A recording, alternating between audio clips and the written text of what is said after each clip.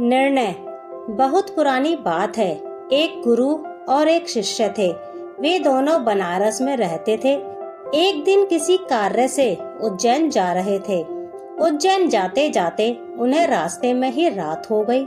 चारों ओर घना जंगल था और रात्रि में जंगल में रुकना सुरक्षित नहीं था। रात होने पर भी दोनों चलते रहे। तभी उन्हें एक गांव दिखा। गुरु और शिष्य दोनों ही गांव में चले गए।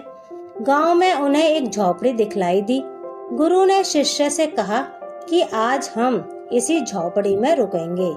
गुरु और शिष्य दोनों झोपड़ी के पास गए और झोपड़ी का दरवाजा खटखटाया।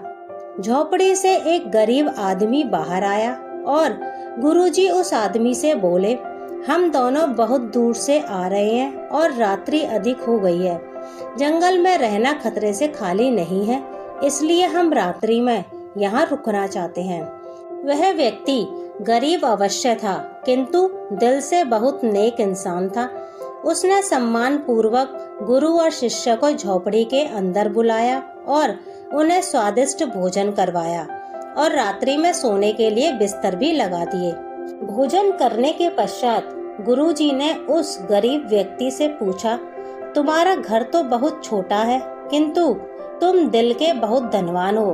तुम्हारी रोजी रोटी का साधन क्या है?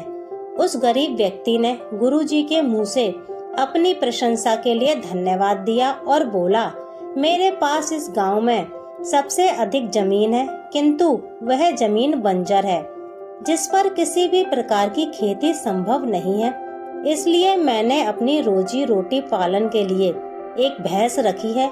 उसी भैंस का दूध और घी बेचकर मैं अपनी रोजी रोटी चलाता हूँ। उस व्यक्ति की बात गुरुजी को कुछ अजीब सी लगी, किंतु वह कुछ नहीं बोले और सोने चले गए। देर रात में गुरुजी उठ गए और अपने शिष्य से चलने के लिए कहा। दोनों गरीब व्यक्ति को बिना बताए घर से निकल गए और जाते जाते गुरुजी उसकी भैंस को अपने साथ ले गए। अपने गुरु का यह आचरण शिष्य को अच्छा नहीं लगा और वह बोला, गुरुजी, इस गरीब व्यक्ति के पास रोजी रोटी का यही एकमात्र साधन है। अगर हम इसे ले गए तो यह व्यक्ति अपनी रोजी रोटी कैसे चलाएगा? अपने शिष्य की ऐसी बातें सुनकर गुरुजी मंद मंद मुस्काए और शिष्य से बोले, आज से ठीक 10 वर्ष पश्चात तुम इसी स्थान पर आना और इस व्यक्ति से फिर से मुलाकात करना। भोर होने से पहले ही गुरु और शिष्य भैंस लेकर उस गांव से बाहर निकल गए। धीरे धीरे कई वर्ष बीत गए। 10 वर्ष बीतने के पश्चात चेले को गुरुजी की बात याद आई कि उसे फिर से गरीब व्यक्ति के घर जाना है। शिष्य फिर से उसी गांव गया।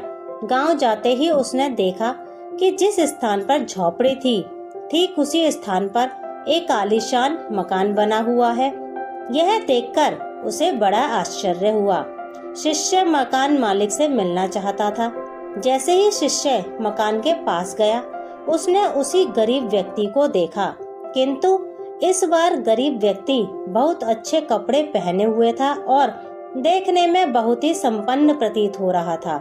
शिष्य उस व्यक्ति के पास पहुंचा और बोला, क्या आपने मुझे पहचाना? मैं वही बालक हूँ जो आज से 10 वर्ष पहले रात्रि हो जाने के कारण अपने गुरुजी के साथ आपके घर रुका था।